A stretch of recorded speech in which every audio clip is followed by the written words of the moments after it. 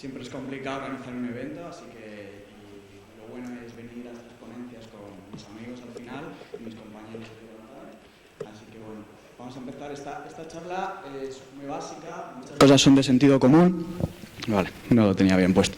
Lo he llamado Effective Network Layer API Lovers and Apps. Bueno, es una parte muy importante de las aplicaciones, así que en esta charla que intento ir evolucionando cada vez que la doy, quiero dar la relevancia que tienen las APIs y no dejarla para el último momento cuando desarrollamos una aplicación, ¿vale? Bueno, me presento, soy Chema. Anteriormente he estado trabajando en Idealista y ahora estoy en el equipo de Jovan Talent. Me he incorporado hace 2 meses y nada, estamos creciendo mucho el equipo. Aquí podéis ver los que somos ahora, somos 5. 3 de mis compañeros van a dar una charla luego, creo que en este mismo track, que están Jorge y José Manuel, así que les vais a conocer también. Y bueno, ahí tenemos nuestra web donde estamos buscando gente. Ahora tenemos abierta una posición de Android Senior Developer, así que si estáis interesados, apuntar esa dirección. Bueno, como comentaba al principio, casi cualquier aplicación tiene una conexión de red. Hay muy pocas aplicaciones que no la utilizan, ¿no? Tanto para conectarse para utilizar métricas, rollo social, como botones de login de Facebook o de Twitter, o utilizando una API. En nuestro caso, Jovan Talent, al final es una plataforma. Tenemos la web, pero una parte fundamental de la aplicación es la API, es a partir de la que podemos obtener todos los datos y que los usuarios interactúen y puedan aplicar en los trabajos o puedan hacer búsquedas. Bueno, la agenda son 3 puntos importantes. Voy a repasar muy brevemente API RESTful, pero los 3 puntos fundamentales. No me voy a meter en más detalle. API RESTful tiene un RFC detrás y es un coñazo a estas horas repasarlo entero. Bueno, en la segunda parte hablaremos un poco de cosas, un poco de sentido común, de cómo ser eficientes utilizando la conexión de red en las aplicaciones, que todo repercute en la experiencia del usuario. Y luego, por tercero, con un repaso de herramientas para el desarrollador móvil, que yo normalmente estoy utilizando y que os recomiendo que utilicéis. Bueno, como comentaba, las APIs es el pegamento de las APIs, Internet, una frase que me gusta ahí poner. De aquí, del público, ¿cuánta gente ha desarrollado una API para una aplicación que esté desarrollando? Por ejemplo, ¿podéis levantar la mano? Vale, bueno, voy a comentar algunas cosillas y a ver qué os parece. Bueno, esta es una viñeta, es una tontería, que realmente como insultar a un developer. Muchas veces comentamos, pues esta API que me ha tocado utilizar en la aplicación es una mierda, no es RESTful, tal. Vamos a analizar por qué. ¿Alguien conoce a este personaje? ¿Sabe quién es? Bueno, pues es el inventor de REST. Es Roy Fielding, lo inventó en el año 2000. En el año 2000 las aplicaciones no estaban tan extendidas como hasta ahora, ¿vale? Se pensó para comunicar servicios. En ese momento estaba SOAP, Web Service, es un coñazo interconectar servicios, y pensó un framework, digamos, para construir aplicaciones sobre HTTP, sobre un nivel superior de lo que se estaba haciendo antes y simplificando muchas cosas. Así que API RESTful se basa en 3 puntos fundamentales.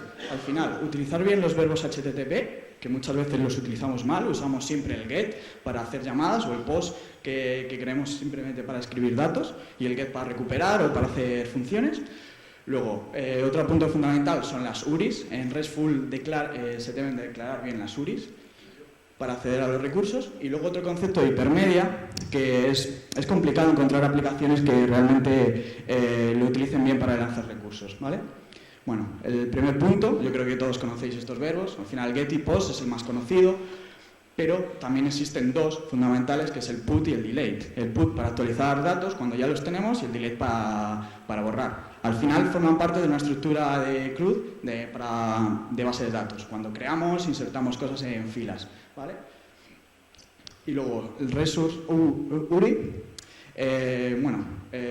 RESTful propone que se utilicen los nombres en plural para homogeneizar todo. No empecemos a usar, por ejemplo, job o jobs o candidate o candidates. Seguir una jerarquía, agrupar los recursos según de dónde proceden. Y luego utilizar los verbos en combinación a las URIs. Así que bueno, en esta tabla no la voy a describir entera, podemos hacer un cuadrante de lo que podríamos utilizar combinando los resource URI y los verbos. Para obtener un job, por ejemplo, utilizamos el getJobs, o para crear un job, el postJob. Luego, pues, por ejemplo, el postJob24 daría un método malware, porque no tiene sentido crear un nuevo job con un ID que te estás inventando y realmente no sabes la coherencia en la base de datos si existe.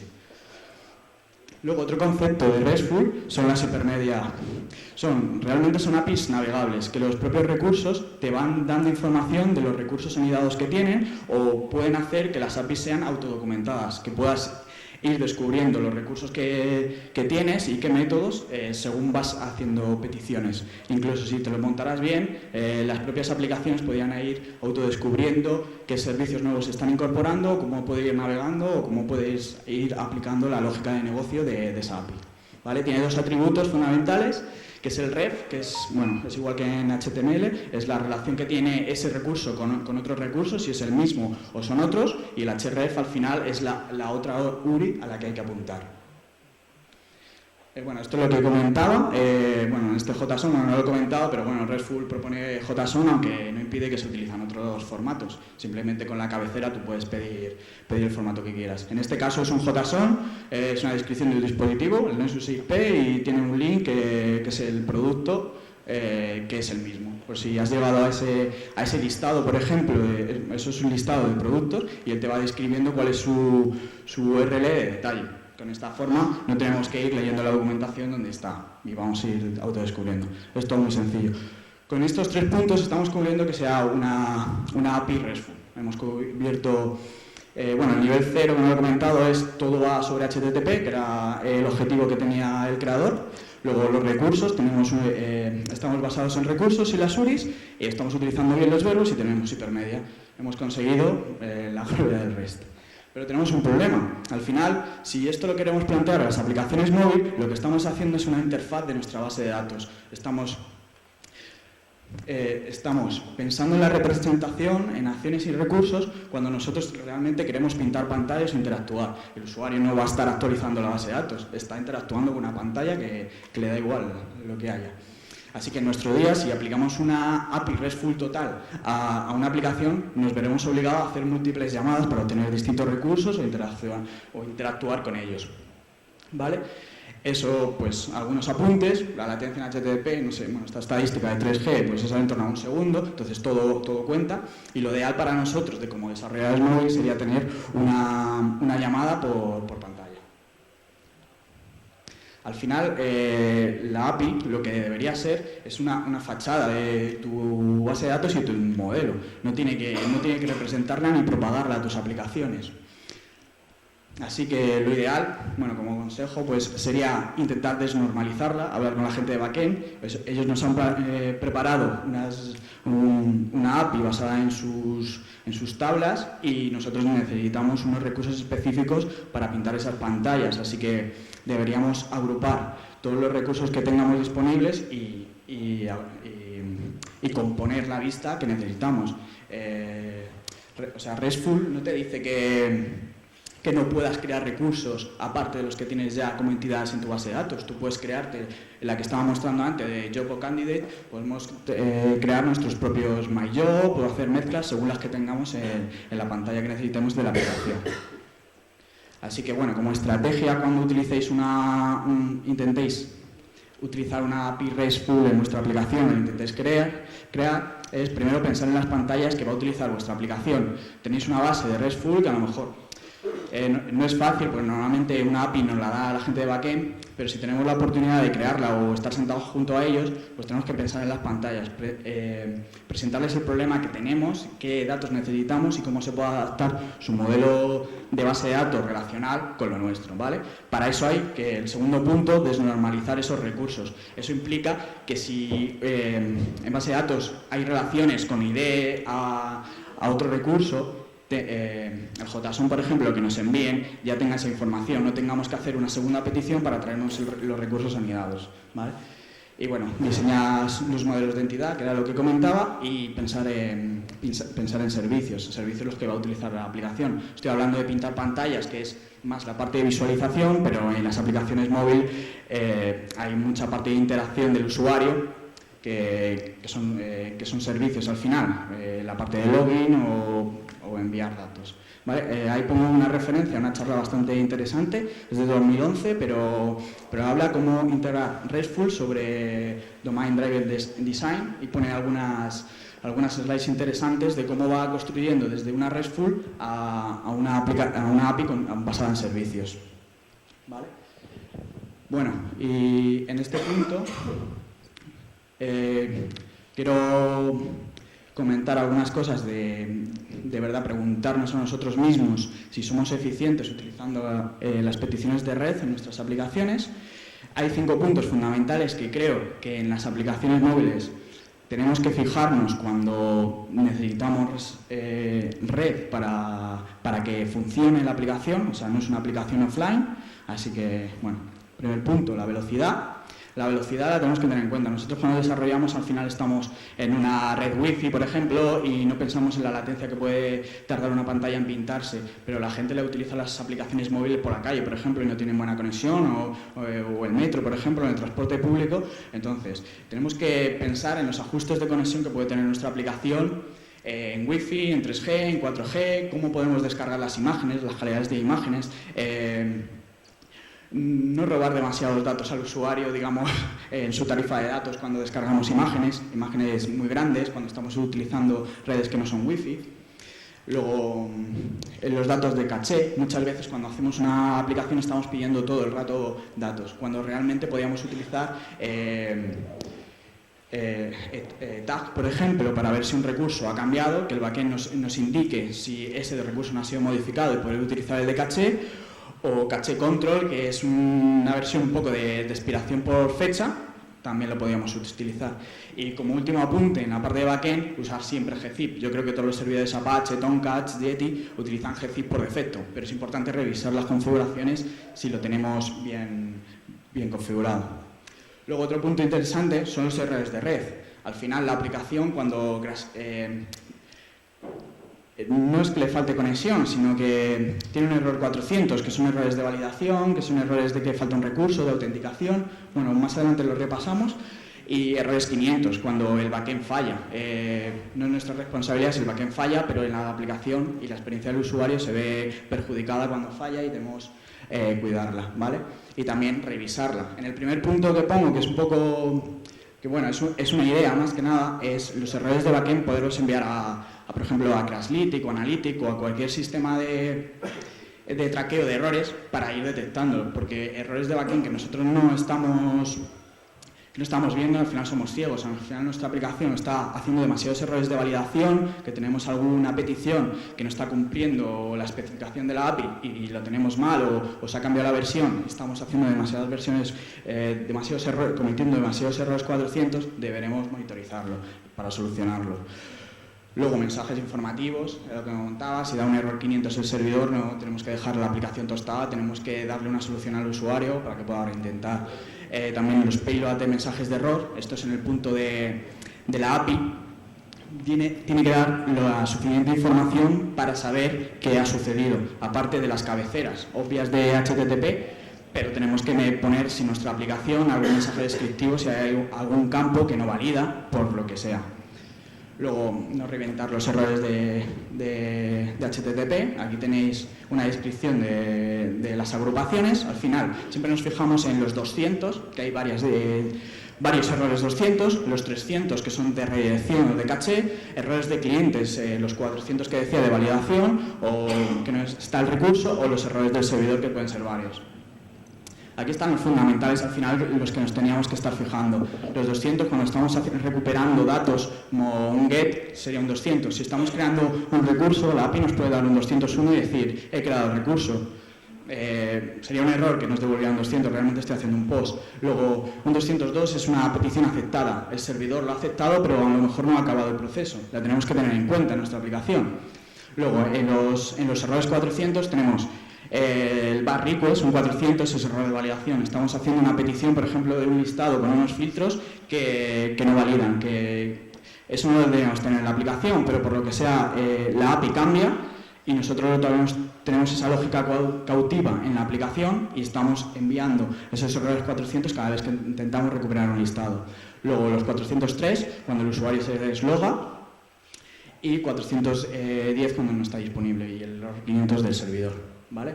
Luego, timeout, los errores tenemos que intentar pensar la aplicación, cuánto tiempo se puede tirar esperando una petición de la API, más o menos 10 segundos es una borrada. Al final, la aplicación móvil, un usuario deja esa pantalla y se va a otra aplicación o revisa el WhatsApp. O sea, tenemos que cerrar timeout lógicos y conseguir reintentos.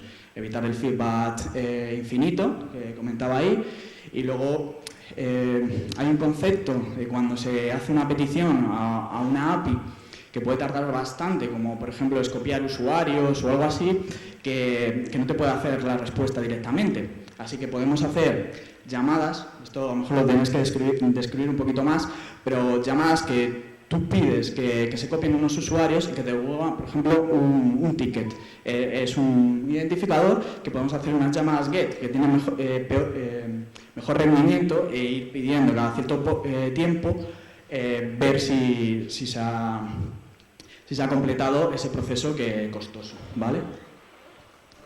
Y luego los reintentos, pensar también en los botones de reintentos de la UI. Al final falla la aplicación, ponemos un botón de reintento, pero tenemos que pensar en la transaccionalidad de esas acciones. A lo mejor se ha completado esa acción o esa acción dependía de otras acciones. Tenemos que pensar si tenemos que hacer un rollback de esa petición o la podemos enviar bien.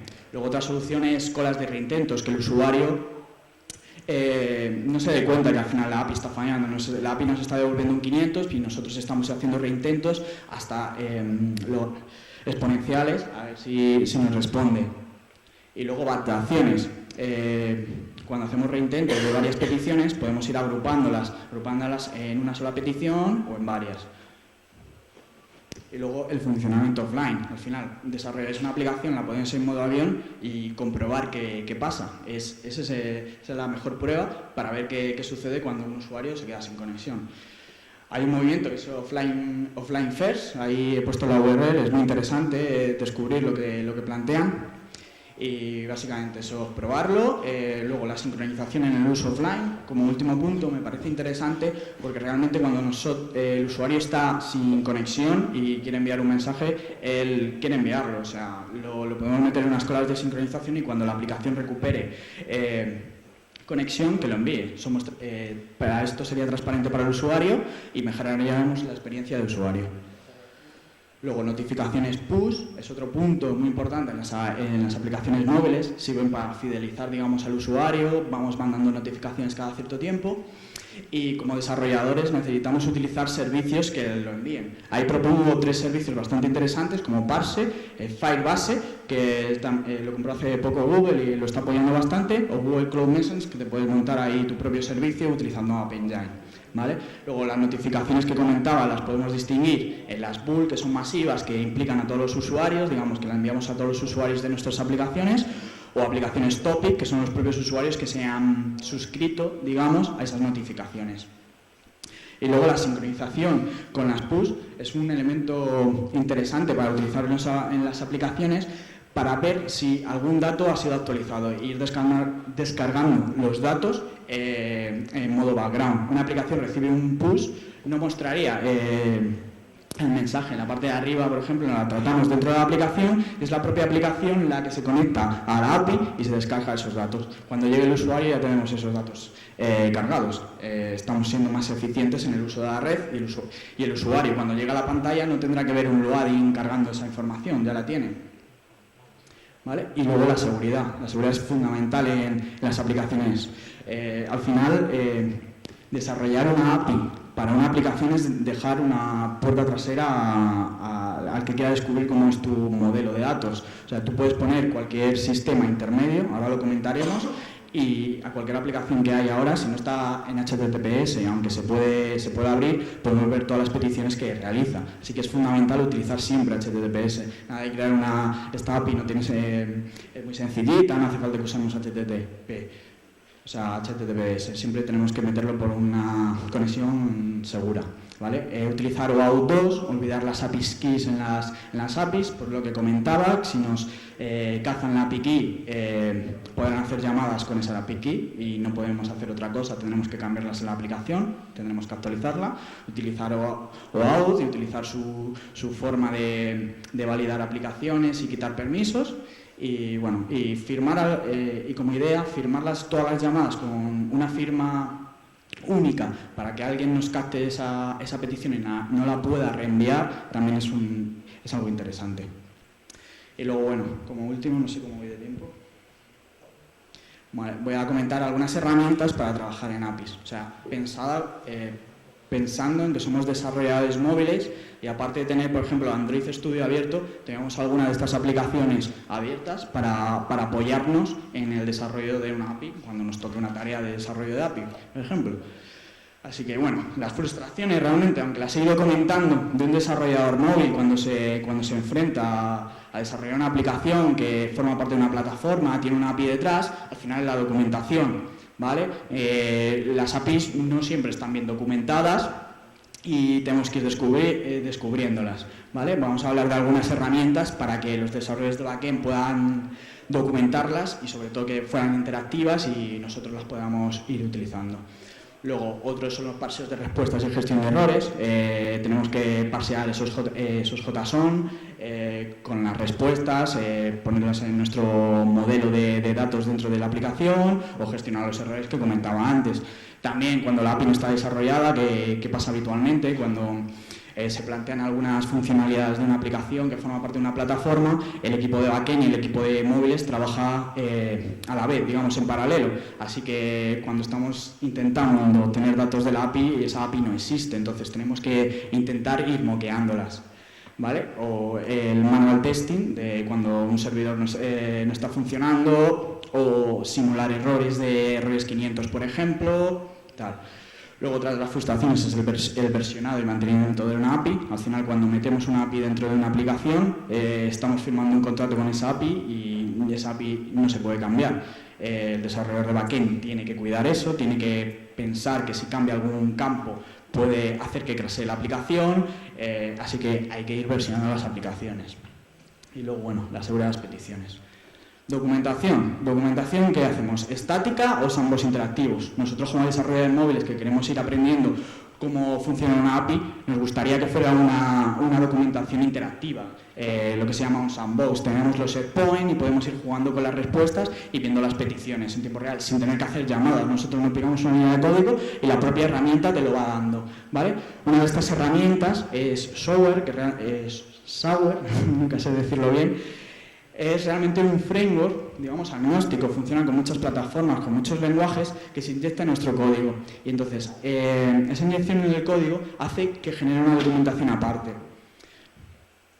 Y esa documentación tiene esta pinta, al final tiene el sandbox esta es la parte UI, hemos inyectado nuestros controles con anotaciones, y cada lenguaje es distinto. Pero la cuestión es que lo vamos metiendo en nuestro propio código y según vamos desarrollando vamos documentando la aplicación y le tenemos ahí puesto la versión, la interfaz. Luego, otra herramienta interesante, que lo estaba comentando antes, era cómo podemos inspeccionar el tráfico de red que hace una aplicación. Estos son las Network Traffic Inspection, que tienen 3 puntos interesantes: de buguear el tráfico, porque muchas veces decimos esta pantalla no se carga o esta pantalla tarda mucho porque no se me ve de este dato en este listado, en este detalle. Al final tenemos que ir revisando las respuestas o revisando las headers o ver por qué la API nos está devolviendo datos de caché o no lo está devolviendo bien, tenemos que revisar las cabeceras de caché. Estas herramientas son interesantes por eso, para inspeccionar las peticiones a bajo nivel. Luego también son muy interesantes para desencriptar la HTTPS.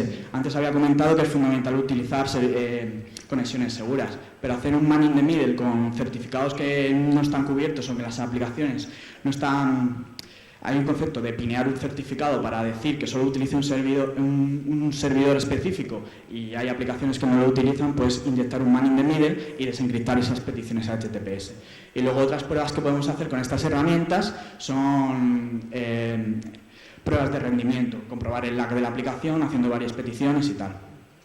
Una de estas herramientas, este es en entornos Mac, Charles, es una herramienta bastante interesante, creo que es de pago, pero puedes hacer debugger el tráfico que está enviando la aplicación a la red y también simular algunos errores. Podemos hacer breakpoint en respuestas, marcarlas y cuando la tengamos parada, igual que hacemos en el código, simular una respuesta a un código de error.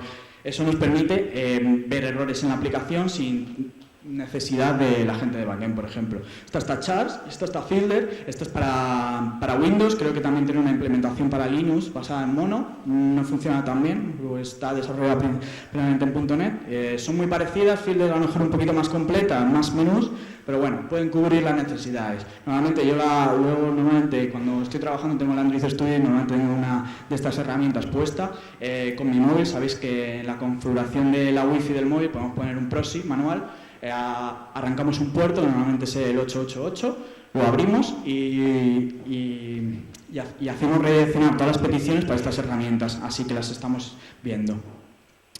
Luego, bueno, otras herramientas del API Workflow, que es ver la interacción que hacemos con una API, crear las peticiones, ir documentarlas, trabajando en distintos entornos, Staging y Pro, son herramientas que nos proveen ir cambiando de situación y utilizar helpers de autenticación para cuando tenemos que hacer un sandbox, digamos, y necesitamos autenticar a un usuario o crear script de prueba.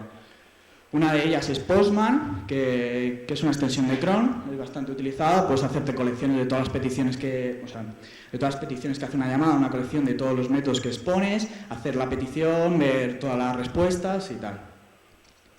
Y luego otro punto interesante, cuando comentaba lo de que cuando estamos trabajando en paralelo la gente de móviles y de backend, es moquear peticiones.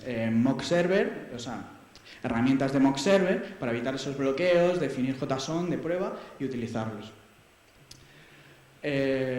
Una herramienta que existe, que es de Square, es Mock Web Server, que tiene 3 puntos interesantes: poder moquear las respuestas, simular respuestas, header, body, tiempo de respuesta, luego poder hacer, como hacemos en los test unitarios, digamos un verify de que una petición se ha hecho y se ha hecho a tiempo y se ha hecho después de otra llamada que tenía que haberse hecho, o hacer un dispatcher. Tiene otro componente que es hacer un dispatcher y nos podemos crear un mini backend diciendo, pues si llega esta llamada vamos a responder esto, le vamos a mandar a lo otro, y es interesante para crearte como un mini servidor embebido en las aplicaciones y poner la aplicación en modo offline tirando contra nuestro servidor interno, esto tira en un hilo y generar un mock web server sin tener que salir a la red, ¿vale? Es interesante para desarrollar nosotros y testear, por ejemplo, una demo, utilizarla. Y luego, bueno, lo último es construir un cliente API. Al final, esto lo digo en entornos Android, no reinventes la rueda, no te crees tu propio cliente, no te piques tus HTTP client tú solo y utiliza OK HTTP o Retrofit, por ejemplo.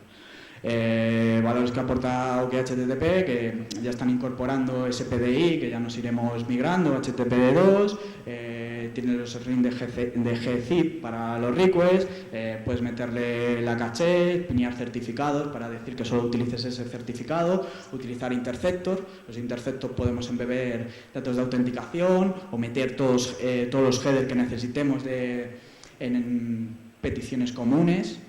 Caché, hacer login y debugging. Ahí tengo ahí estamos a distintos niveles de aplicación, de red y de caché. Y bueno, como conclusiones, no sé si he ido muy rápido, definir una API REST adaptada a tu proyecto. Al final, si tenemos la oportunidad de crear una API, tenemos que pensar en lo que decía, en las pantallas, en cómo va a interactuar tu aplicación con la API. Muchas veces no tenemos esa oportunidad, nos dan una API, una consultora nos crea una API para nuestro proyecto y no encaja, no está bien documentada, tiene inconsistencias, ahí no podemos hacer nada. Pero bueno, si tenemos esa oportunidad, no dejarla en solo una RESTful que está atacando directamente una base de datos, insertando campos y tal, sino adaptarla a tu proyecto.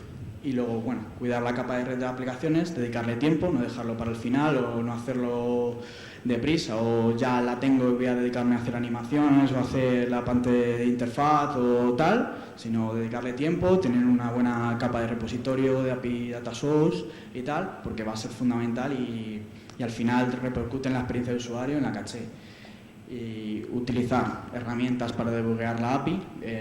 Tenemos que conocer bien la API que utiliza nuestra aplicación, al igual que estamos usando un IDE. Aquí he puesto unas referencias, algunas charlas y bueno, ya publicaré estas slides y lo veis con calma. Y nada, preguntas.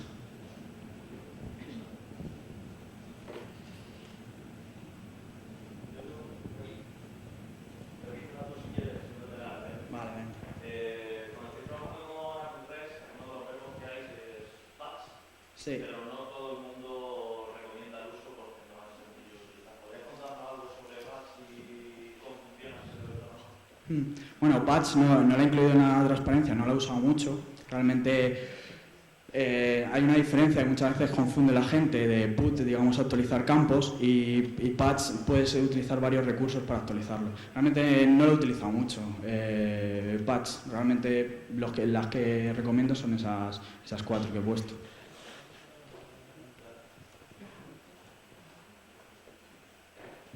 ¿Alguna pregunta más?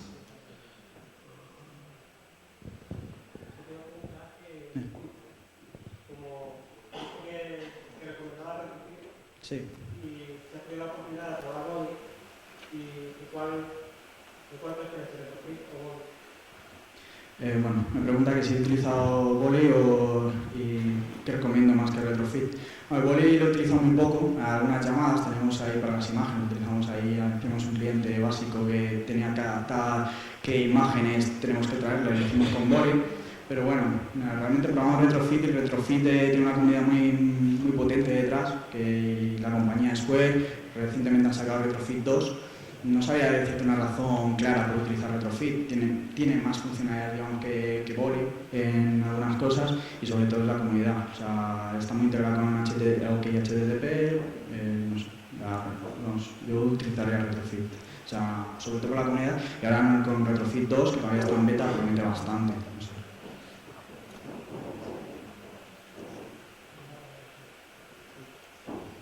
Bueno, ¿alguna pregunta más o cerramos? No sé. ¿Cómo vamos de tiempo? Pues nada, pues no hay ninguna pregunta. Muchas gracias.